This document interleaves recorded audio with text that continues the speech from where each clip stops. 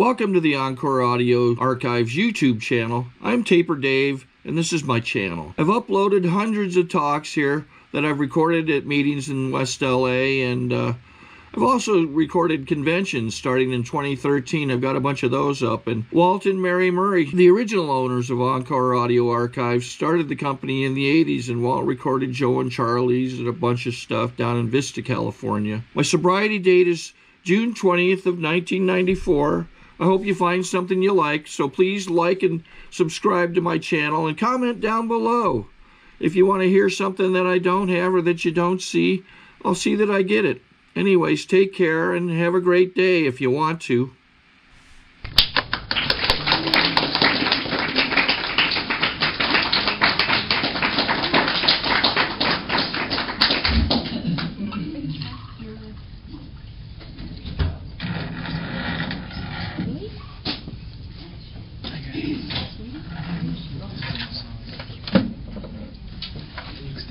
That's okay. Hi, my name is Burl. Hi, Burl. And today I am a very grateful member of Alanon. That was not the case when I was first introduced to this program. I am a Canadian. I was born in Canada. I was born on a farm, and I had two brothers. My father was accidentally shot deer hunting before I was 3 years old. So my mother raised three of us by herself. When I was in high school, I met a boy.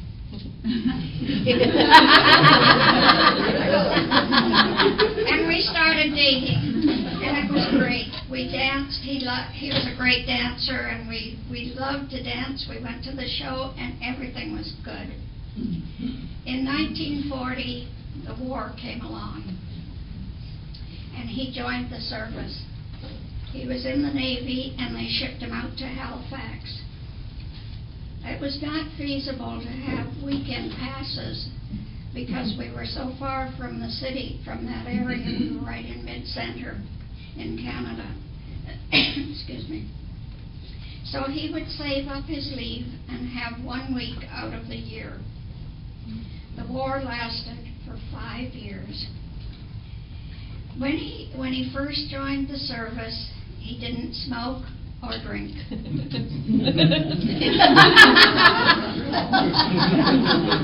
Don't join the service. However, when he came home on leave, the first time, there were times when I was not too happy with the situation. But however, he would return back to the ship and everything. I would go about my work and so on. But each time, it seemed to be a little bit more of the drinking and when we'd be partying. However, the war ended in 45. And during the time that he was in the service, we had become engaged. And I kept wondering when he came home if everything was going to be okay. He found himself a job, and we started dating again. And as I said, I was a hairdresser, and he, each time he would phone me and say he was coming over or so on, and maybe not show up. So I thought, this isn't what I bargained for.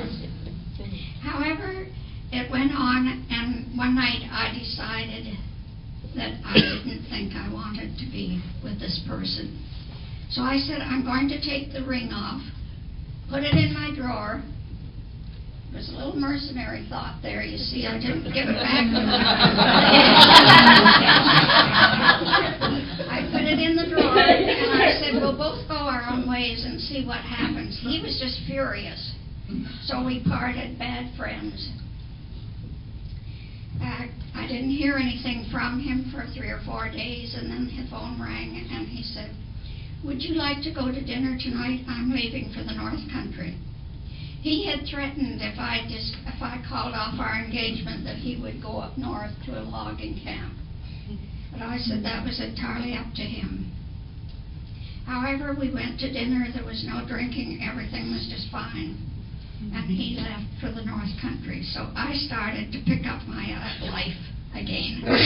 I decided I am not going to sit here and wait. So after I was getting letters from up north, and he was saying he was saving his money and working hard and hoping that he would return back to the city and we would carry on our relationship. He just forgot to tell me that the planes flew in every Friday loaded with booze for those poor loggers. However, he did return to the city after about a year. Excuse me. And then he found himself, he became a fireman. He was on the city fire department. And we decided maybe we could, everything was going along great, and we decided that maybe we should get married. Apartments were very scarce at that time because everybody was returning from service, and it was very hard. But my mother had a very good friend who was the Danish and Icelandic consul in the city, and he owned several apartment blocks. So little by little our name was moved up on the waiting list, and we got the first available apartment. So we were married. And as I said, my husband was a fireman and I was a hairdresser. He worked for 3 different shifts, 4 to 12, 12 to 8, and 8 to 4. And usually when he was on the day job, he would call and say, "What are we having for dinner?" And I would suggest something and he would have it pretty well prepared. But little by little, I was not getting those phone calls. And then I knew that he was not coming home. When he did arrive home, he was in a bad mood. He was on the defensive, and it would end in a big argument. We talk about the insanity of alcoholism. As I said, I live in a very, very cold country, and the temperatures dip maybe to 35 or 40 below. That's below. And rather than continue with this argument, if he would go in the other room, I would put my coat on and go out and sit in our car. I didn't want to drive around because the streets were icy and it was midnight when he'd come off the midnight shift. And so I would sit in my car. If you don't think that's a little bit of insanity, when I'm sitting in a cold car and he's in a nice warm apartment, so time went on, and at night when I would lay in bed and I knew that he had gone on the midnight shift, I would pray to God, "Please God," he rode the long ladders and they would swing around the corners. I said, "Please God, help him to hold on. Because if he falls off and they pick him up and know that he's been drinking, I wouldn't get a pension."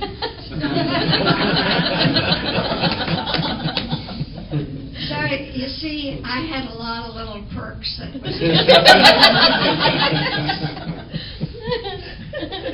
However, one day I decided that twice I had made a big mistake. And I approached a lawyer, and he drew up a contract for separation that my husband should move. He was furious. He didn't think that he should move out.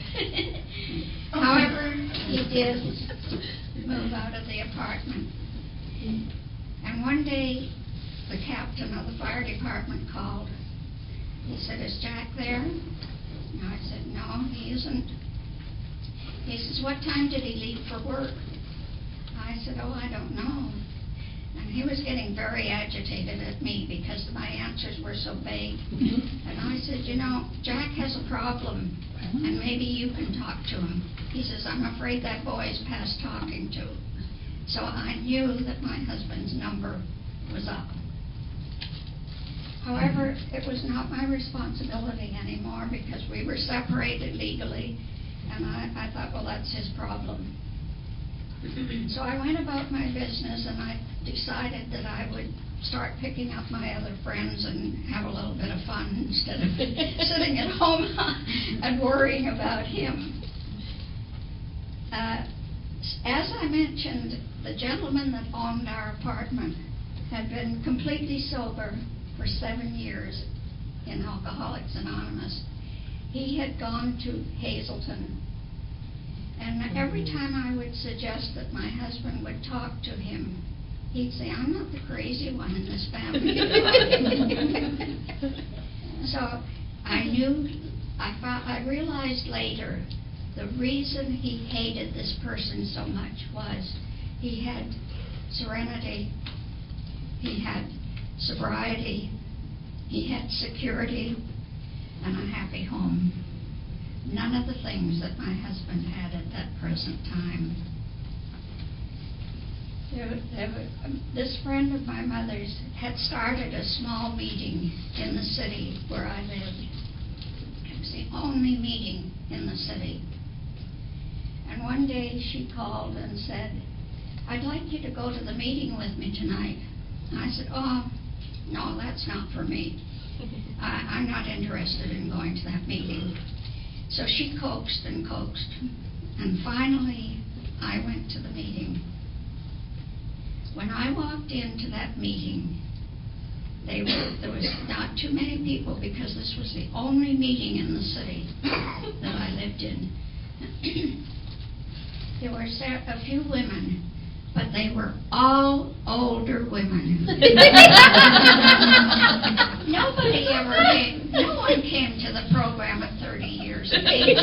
In those days, you waited till you were really. And I thought, oh my God, this isn't for me. So anyway, I sat through that meeting. And when I went home, I thought about what they had said, and somehow I could go to sleep.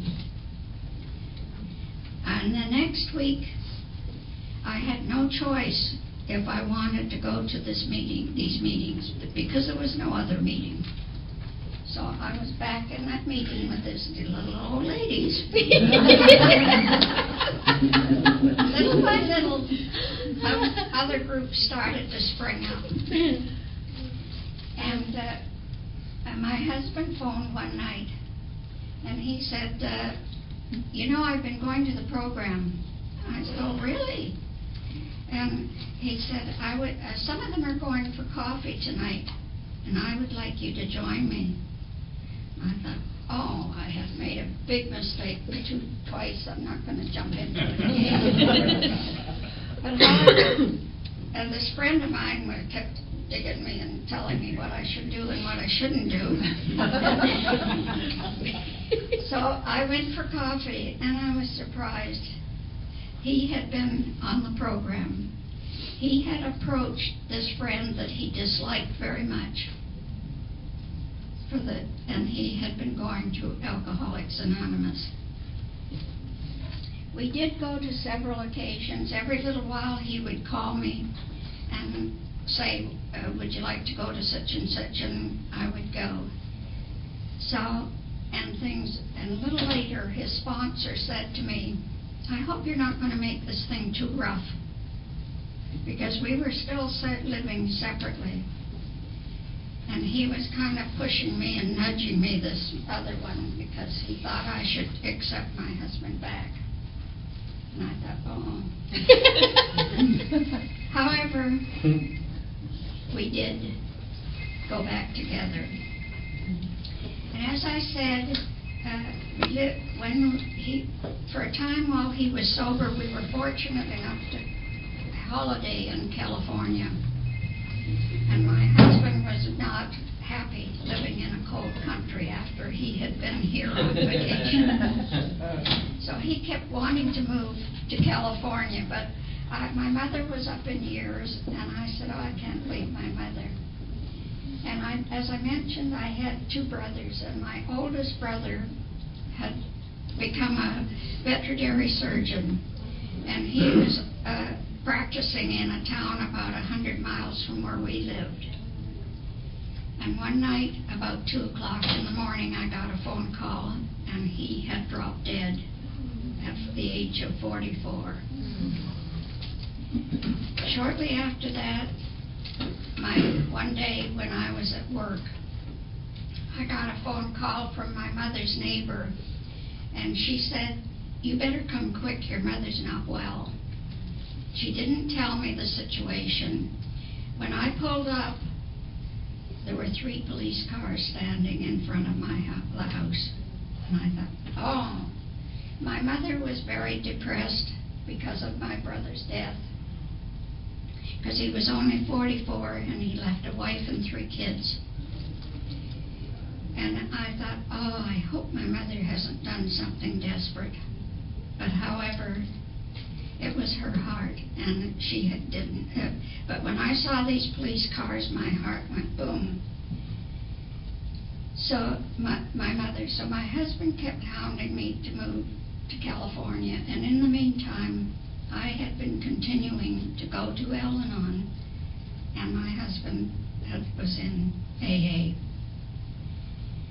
So we were very upset about my sister-in-law right after my brother died, had been diagnosed with breast cancer. And the doctors told my husband and I that she could not live very long. And and each time that we would visit her, she gave my husband the impression that these 3 children would be in our charge if anything happened to her. But when she passed away, there was nothing in writing. And you cannot step in and pick up 3 kids without something. So the lawyer in her small town decided that he would call a meeting of all the executives, the doctor, the lawyer, and so many people in this small town. And it happened that there was a gentleman that owned the lumber company, and he was a member of Alcoholics Anonymous. So of course he stood up at this meeting, and he knew that my husband had been completely sober for 10 years at that particular time. And I had been in Alanon for 10 years. So he stood up and said, "There's only one home that I know these children should be raised in," and he named our home. As I said, I was a hairdresser. It was just before Christmas. I was booked solid. My husband worked shift work, and we moved 3 kids into our home 3 days before Christmas. If you can imagine the hectic. Our oldest girl was 14. She had picked up a lot of bad habits along the way. And her mother had been ill, like she didn't have a father. Her mother had been very ill and in and out of the hospital. And she had was running the whole show, it seemed, at 14. So if you don't think that the program of Alanon was necessary for me, it was because she had lost both her parents, and they were very upset about that. So I had to do it. Easy does it. First things first, and let go and let God. And little by little, she started to come around to our way of thinking. We had another one at 14, and our little one was only not quite 5. She did not remember either her mother or her father, because she was only 3 when her father died. However, my husband was still a fireman, and one day he came home. He'd been talking to the manager of the local paper, and he was a member of Alcoholics Anonymous. He had said to my husband, I'm hiring new people. Wouldn't you rather be a printer than ride those fire trucks at 40 below zero at night? So we discussed it, and my husband became a printer, which meant that he was more desirous to move to California because he had a trade. And the immigration is a little bit rough if you don't have any background like that. He still wanted to go to California. We had moved out of the apartment, as I said, out into the suburbs after he was sober. And we had these 3 children. We had them for 2 years, and our oldest girl was 16, and she graduated from 11th grade. And when we did come to California, she applied for City College and skipped the 12th grade. Her marks were that high. So you can see the program did a lot because we did not push her. She was allowed to come to our way of thinking. However, going back, we decided that we maybe could move to California. So we started our immigration papers.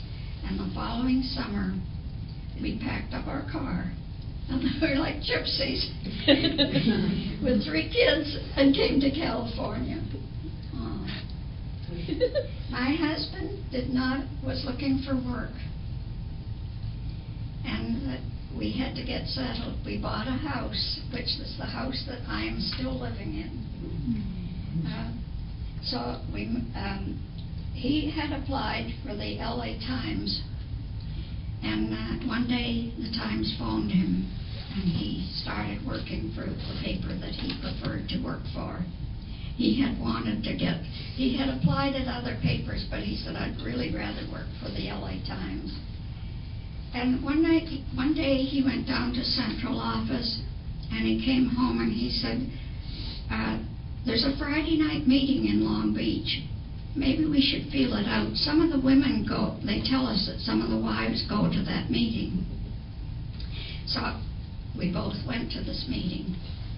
And when we walked in, they greeted us and said, are you new to the program? My husband said, no, but we're new to the area.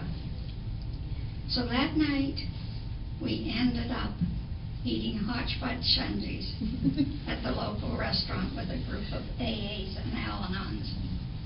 So the following Monday, I was at my first Alanon meeting in Southern California. I took part as time progressed. I was interested in intergroup and world service, and I think that's one of the most important things once you get established in this program to do some service work.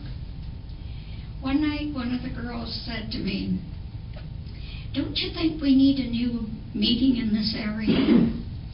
The group had grown quite a bit, and so she and I got together, and I was telling Mindy on the way up, my husband had a real good sense of humor when he was sober.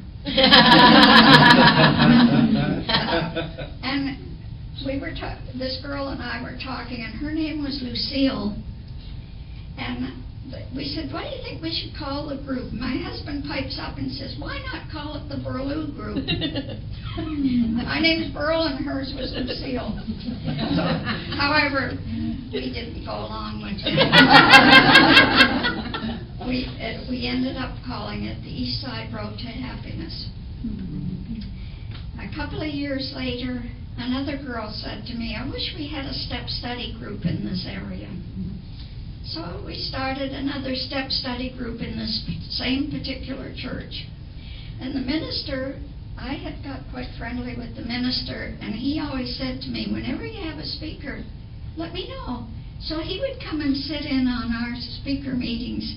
So we had a real good connection there.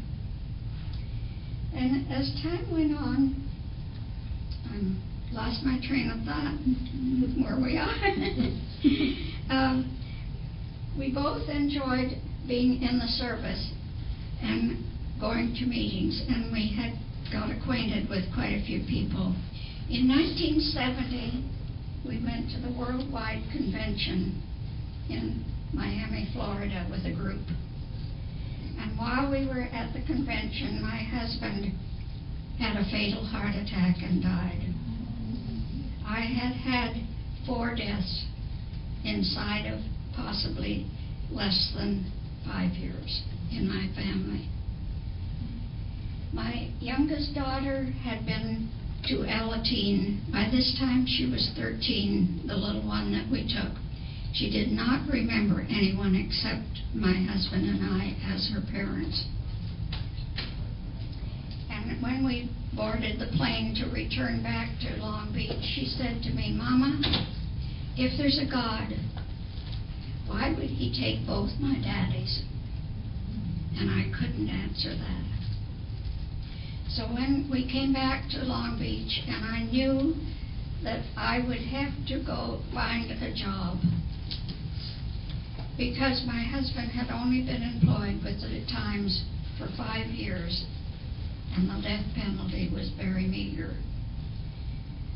By this time, my oldest girl had graduated with 4 years of university, and she had met a Dutchman in college, and they were married, and they were in Europe on their honeymoon when my husband died. My second girl was in her last year of university, and she was working part-time and living with a couple of girls. So it left just Heather and I in the house. Heather has been the love of my life. I was just telling one of the girls, a knock came at my door this morning, and I said, "Who is it?" I thought it was you, maybe.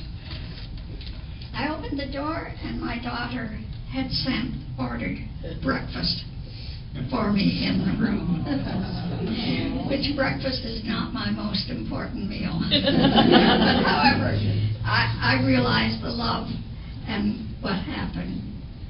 So as I said, I knew I had to go back to work. And one night, one of the girls at the Alanon meeting, because Alanon people were my only friends because we were strangers in California, she said to me, "They're hiring in the office I work in. Why don't you apply for the job?" I said, "I can't do office work. I've always been a hairdresser." She said, "Well," so I thought, well, maybe I should try. So I went, and the supervisor interviewed me, and she kept saying, "Can you do this? Can you do that?" And I said, "No, I've been a hairdresser."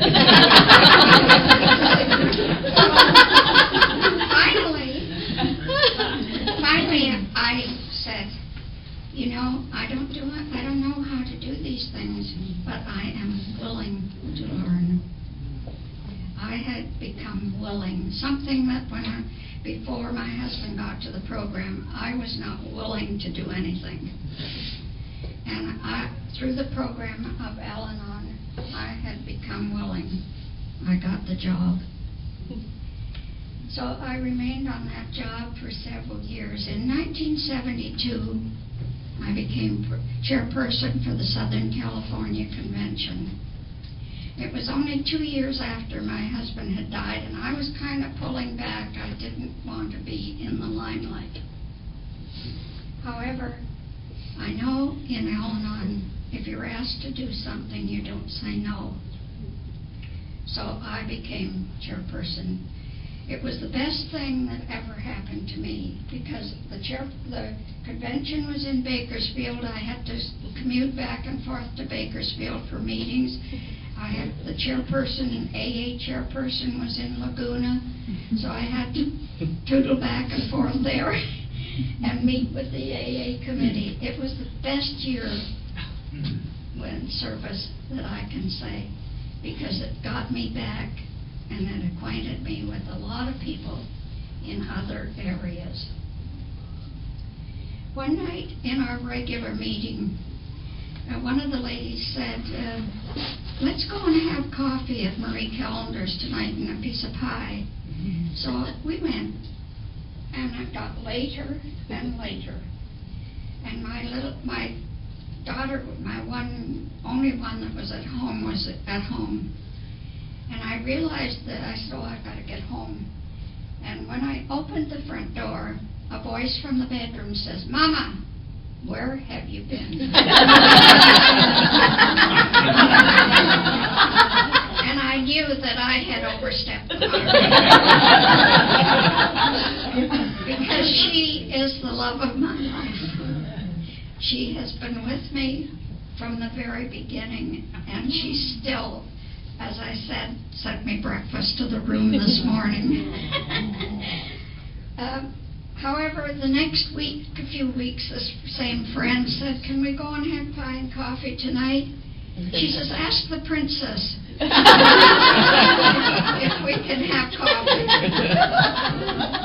So, as I said, Heather was acquainted. She had been going to Alanon, and she knew the program and was fitted right in with everyone that I met.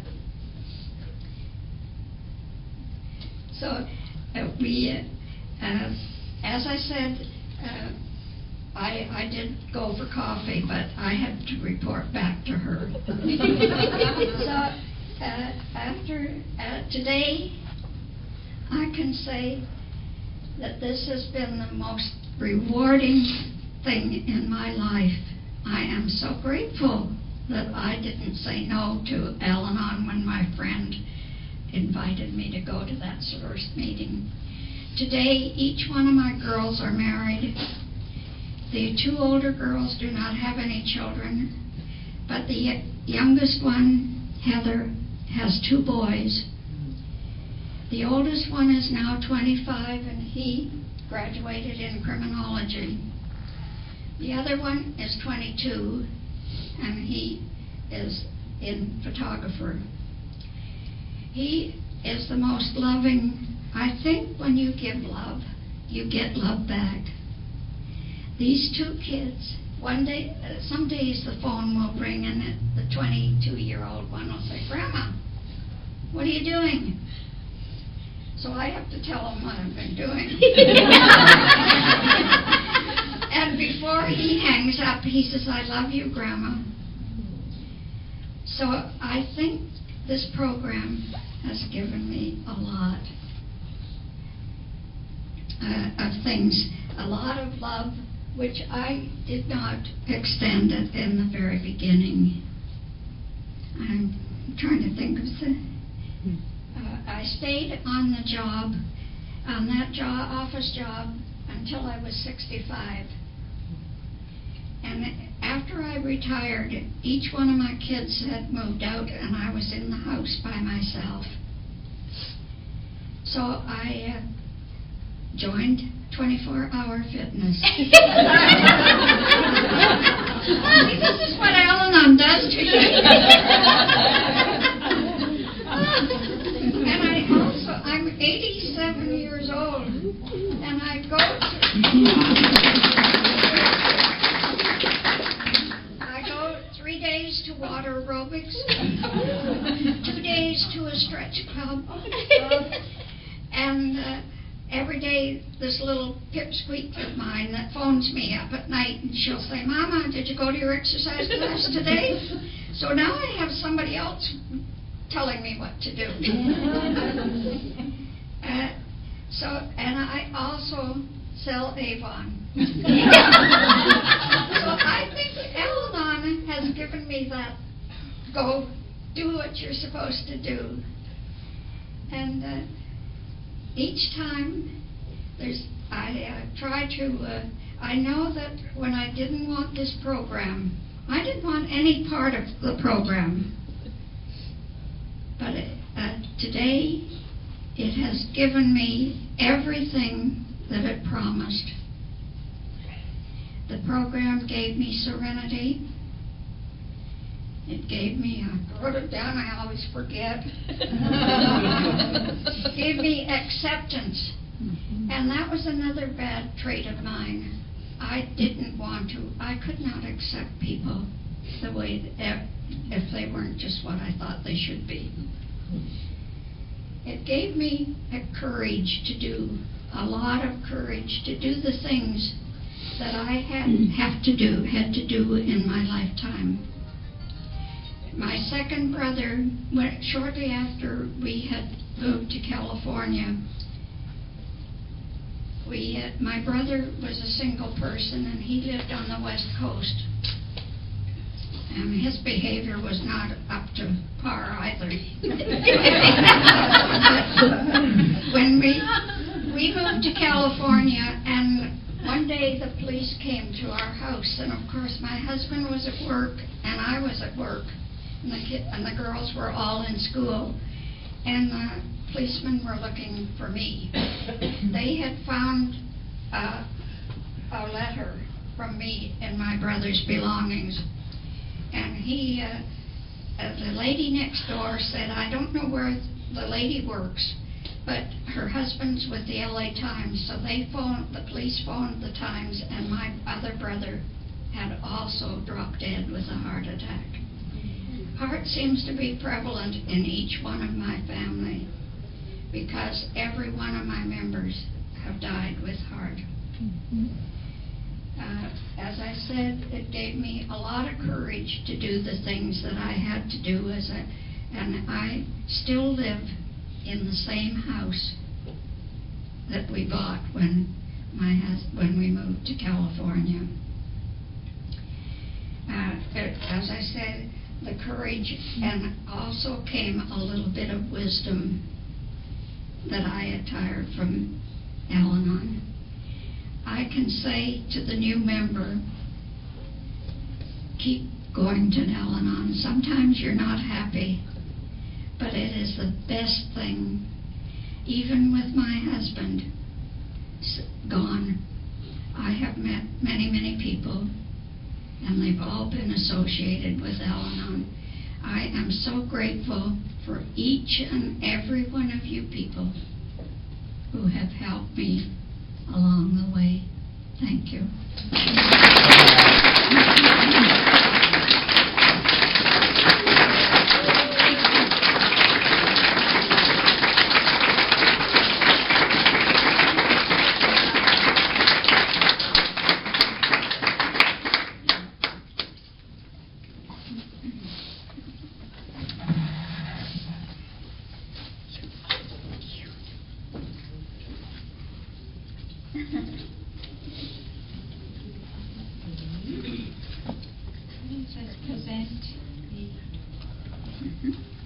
Okay.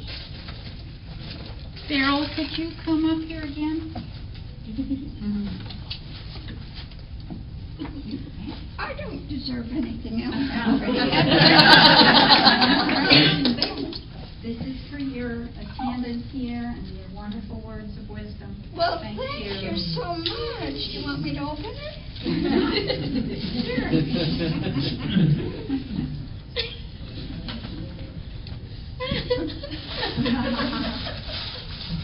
Oh my goodness, what is it? Oh, for goodness sake. Thank you so much, everybody.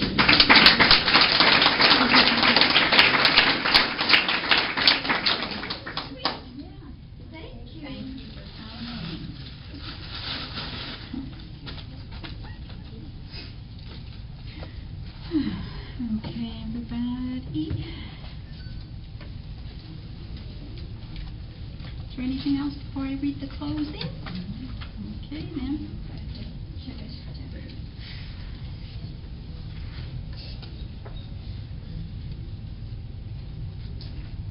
That's not it.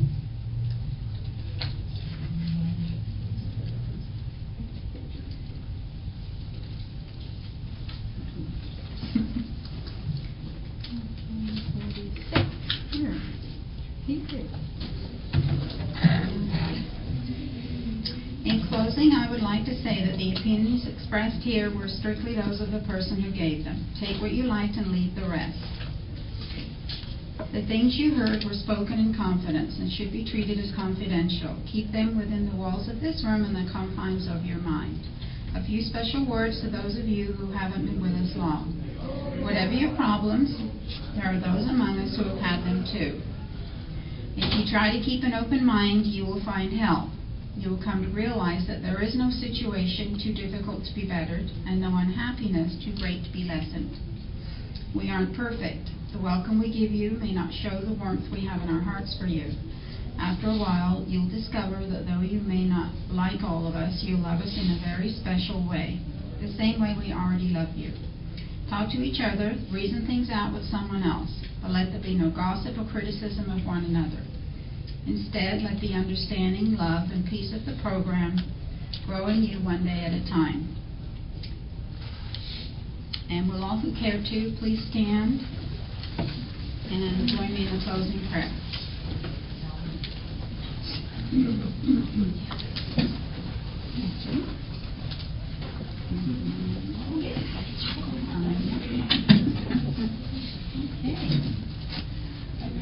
Let's give Beryl another hand.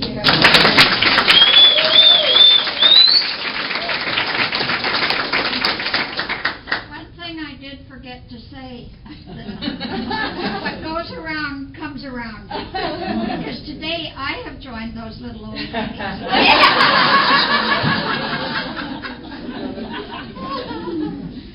Here's Father. Our Father, who art in heaven, hallowed be thy name.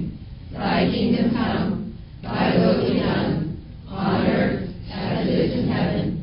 Give us this day our daily bread, and forgive us our trespasses, as we forgive those who trespass against us. And lead us not into temptation, but deliver us from evil. For thine is the kingdom, and the power, and the glory, forever. Amen. Keep coming back. It works if you live it. Thank you so much. I'm so happy she came and bought you. Thanks a lot. Look. What are you doing?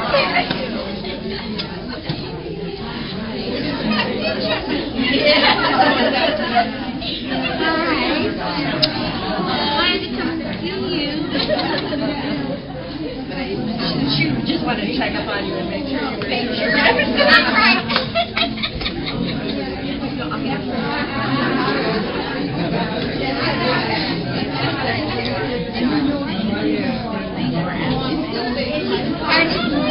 Tell us stories about your right hand and left hand. I don't know. I know it's important.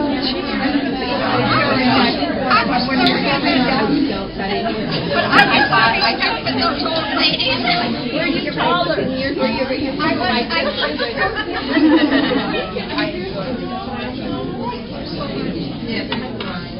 Oh, that's horrible. Thank you so much for coming. I have young little kids and a granddaughter. I like that when you get blood. If we stand out and you get blood, you get blood. This is my daughter. Heather? Yeah. She was so cute and nice. I was so cute. I'm trying to drop my coffee, but I don't have to do this. Bad rights. I thought I've ever carried and I've been here not too much. I think she would. She's in the office. It was so funny because watching it was like this. Yeah. And she's and I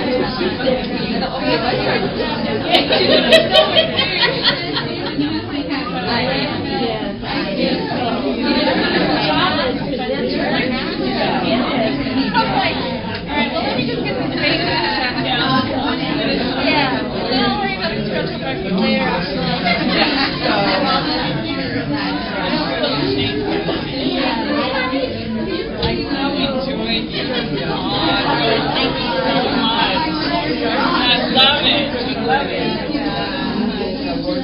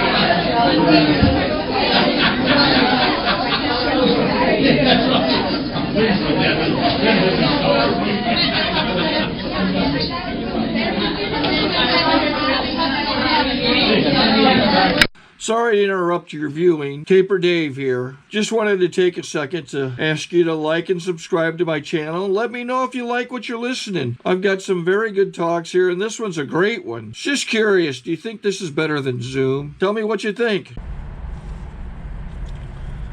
Okay, this is how I prepare my drone for launching.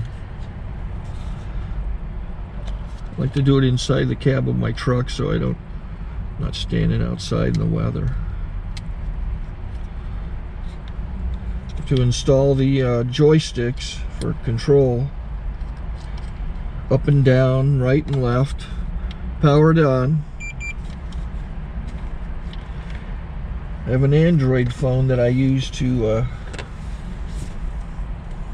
connect it to the drone with. And it's actually controlled through the iPhone, through an app. Oops, wrong way. It's actually controlled through the iPhone, or through this Android phone, through the app. It's actually controlled through the Android phone, through an app, and you connect it through this short connection right here.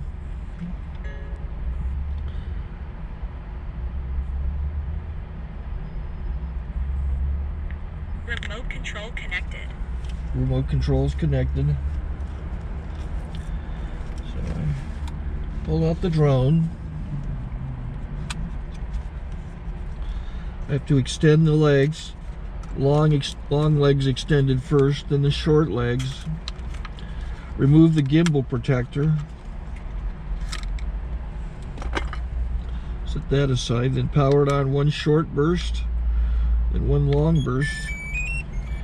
I lay it down. So I have to go to calibrate. So the drone's not connected yet. It shows you here as this drone gets disconnected, even though the remote's powered on. So the drone has to establish it's connected. So I go into the app to calibration mode. First I'll calibrate the remote controller. Start calibration. Out, in, oop, out, in, up, down, and then this little wheel is to control the gimbal. So it's calibrated. Go to gimbal calibration, start calibration, and then it calibrates the gimbal. I don't know if that shows up. The gimbal's moving all over the place. Changes, you can see it on the video. And I'm calibrated to take off. It's acquired 7 satellites at the moment.